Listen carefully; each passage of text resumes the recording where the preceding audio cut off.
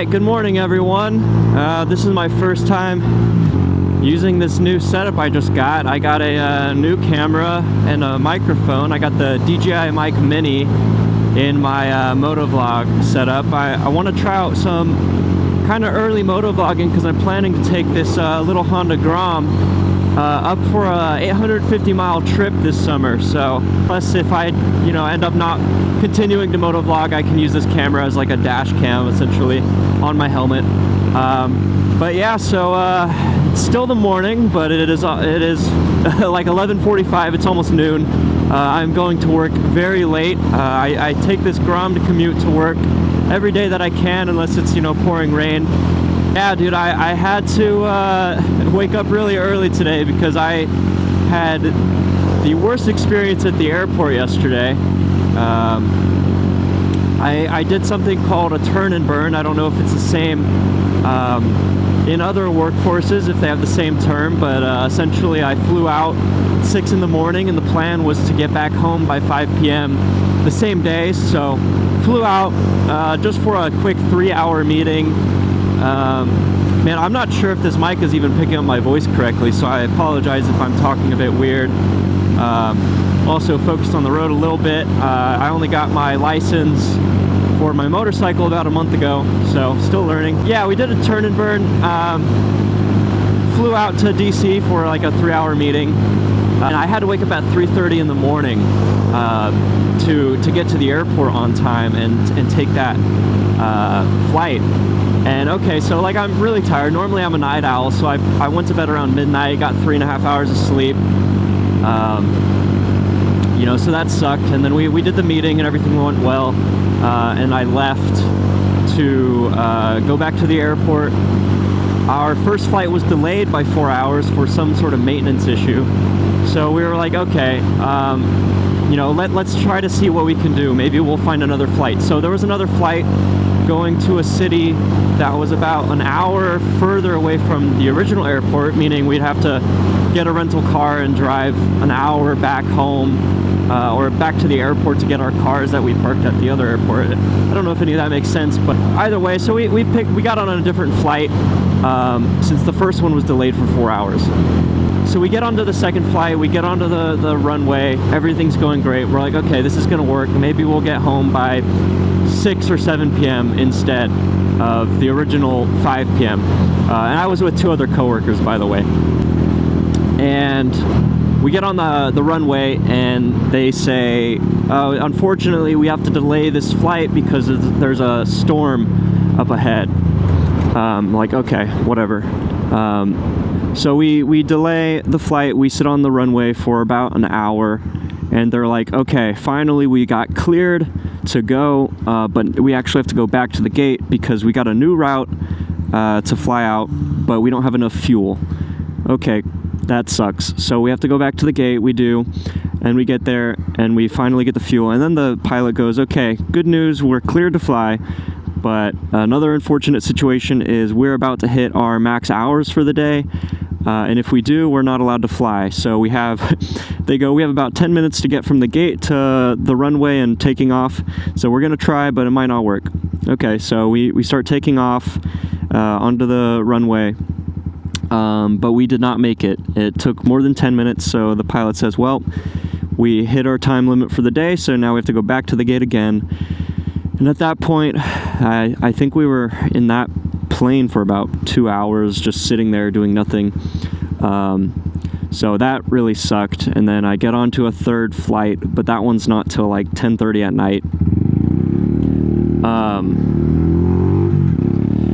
So we have to wait at the airport for another like 3 hours until we can get onto another flight. This one was actually at the correct airport though, thankfully. Oh, getting a phone call. Whatever, I'll just ignore it. Where was I? So we have to wait at the airport for a few hours for the other flight, but that one was at the correct airport, thankfully.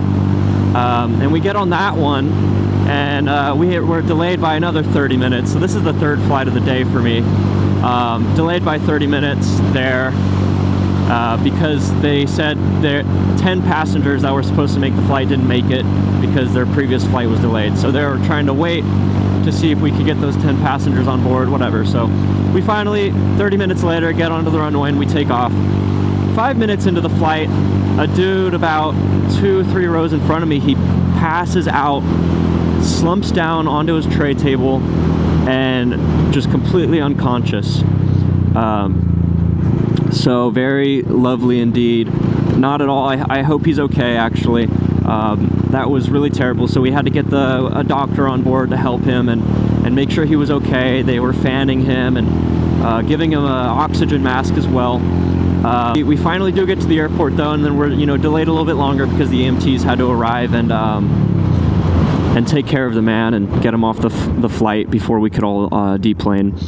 So what an interesting experience. Then I had to drive home. I didn't get home till about 1 in the morning, and that is my story about why I am coming to work late today. So I never go to work late, but I was exhausted. I worked technically for like I think 22 or 23 hours yesterday straight, so on 3.5 hours of sleep, mind you. So yeah, so I got to sleep in a little bit, and that did give me a chance to set up this Motovlog setup that I just got. So I hope the audio is coming through well, or maybe I'll have to tell that story again another day. But that being said, so now that story's done, yeah, so I'm commuting on the Grom that I just got in February, a couple months ago, and I've been enjoying it. I can't take the highway to work now because it just does not go fast enough. It comes close. I can probably hit 60, but the speed limit is 65, and everyone's going 80 or 85, to be honest. So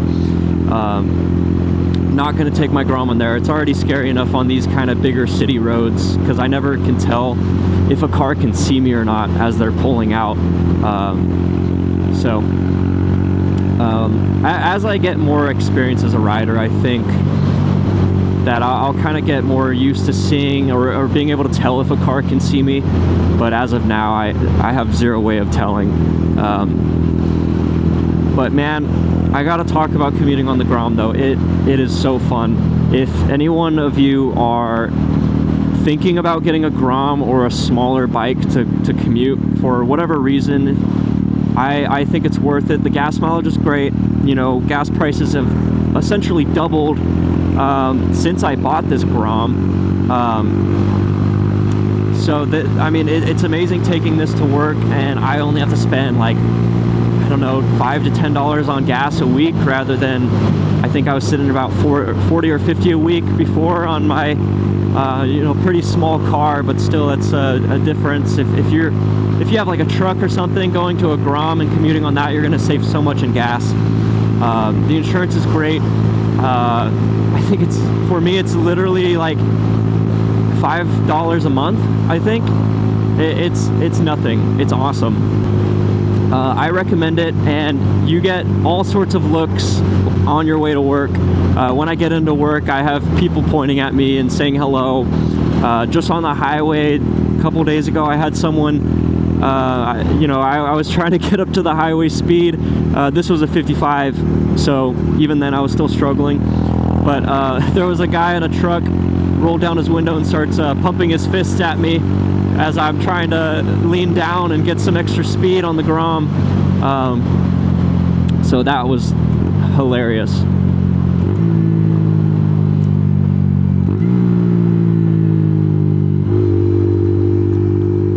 I feel like second gear was way too low for that. I'm trying to practice like my rev matching a little bit. It's fun, but I think I suck at it. Yeah, so I love this thing. I've already done a little bit on it. There's a modified exhaust. I'm not sure if you can hear it very well. I finally did my first oil change and chain tightening. I'm learning a lot. Like I said, this is my first bike. I might get a bigger bike next year.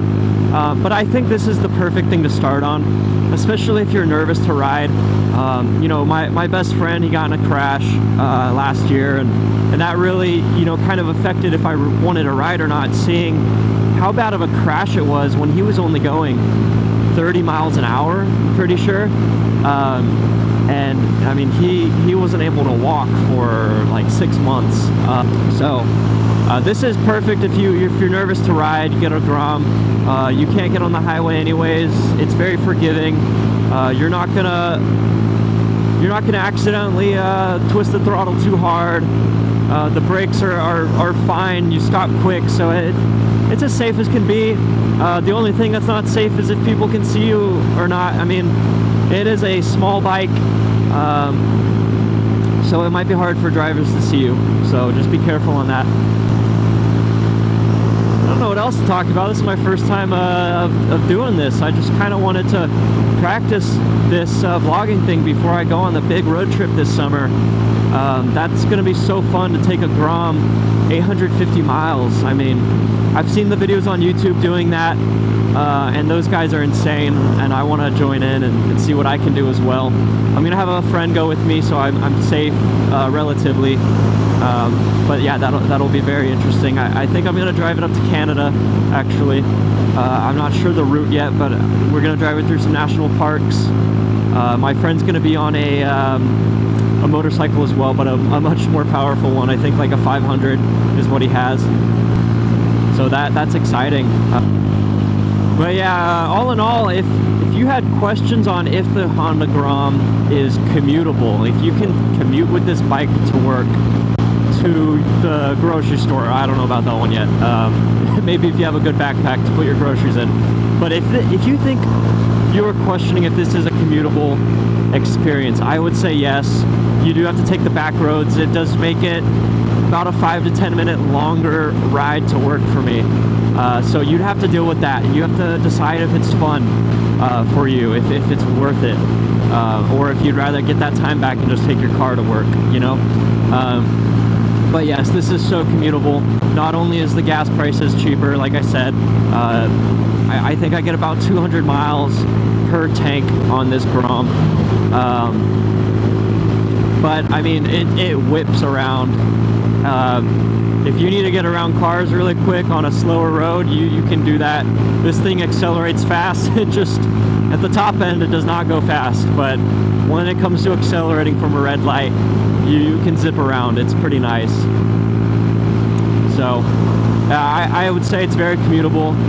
I'm super happy that I got it. I know I look ridiculous on this. I'm 6 foot. I'm 6 feet tall, so like, yeah, I know I look ridiculous on this thing. I look like a clown, especially if I'm wearing full gear on the Grom. Like, I have already been made fun of. I'm gonna continue to wear my full gear anyways because I want to be safe. Even you know, I'm going 60 miles an hour right now. If I dropped, I wouldn't be having fun. So just because it's on a Grom, you still got to be safe.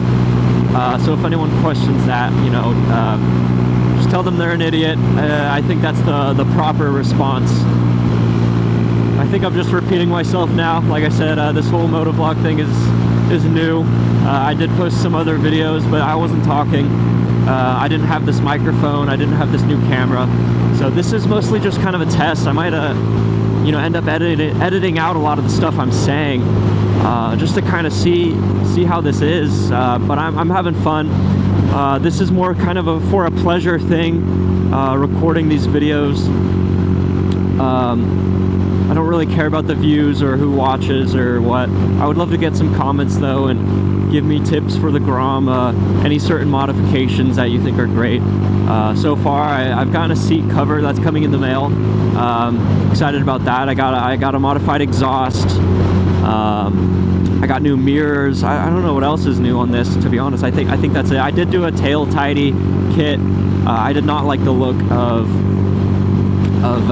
the rear fender at all, and then these mirrors are just better. I actually had bar end mirrors, but with just how tall I am, I have to look so far down to see out of those mirrors, and it felt like I was staring at a phone, you know, like while I was riding, with how far I had to look down just to see.